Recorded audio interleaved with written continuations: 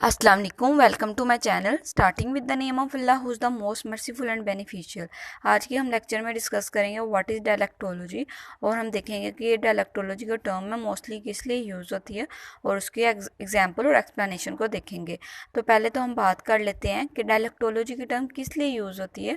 तो डायलेक्टोलॉजी की जो टर्म है वो यूज़ होती है एक्सेंट और डायलेक्ट को डिस्क्राइब करने के लिए।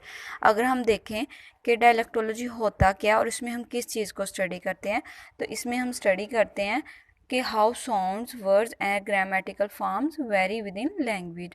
मीन्स डैट कि हम स्टडी करते हैं कि अगर हम एक रीजन से दूसरे रीजन में जाएं तो वहाँ पे साउंड्स और वर्ड्स और ग्रामेटिकल फॉर्म किस तरह वेरी करती हैं according to language.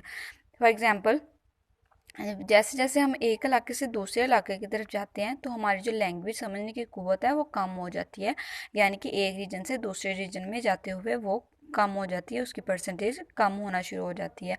Means that के वी कैन नॉट से म्यूचुअल इंटेलिजिबिलिटी इज़ 100%। मीन्स डैट कि जब हम एक रीजन से दूसरे रीजन में जाएंगे तो हम शार्प रिज़ल्ट फाइंड नहीं कर सकेंगे।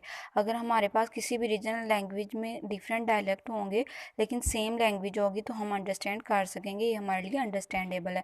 लेकिन अगर लैंग्वेज में हमारे पास डिफरेंट लैंग्वेज है और जो हमारे पास डायलेक्ट है वो डिफरेंट नहीं है, सेम है, तो हम उसे अंडरस्टैंड नहीं कर सकेंगे, ये हमारी डायलेक्टोलॉजी में आएगा।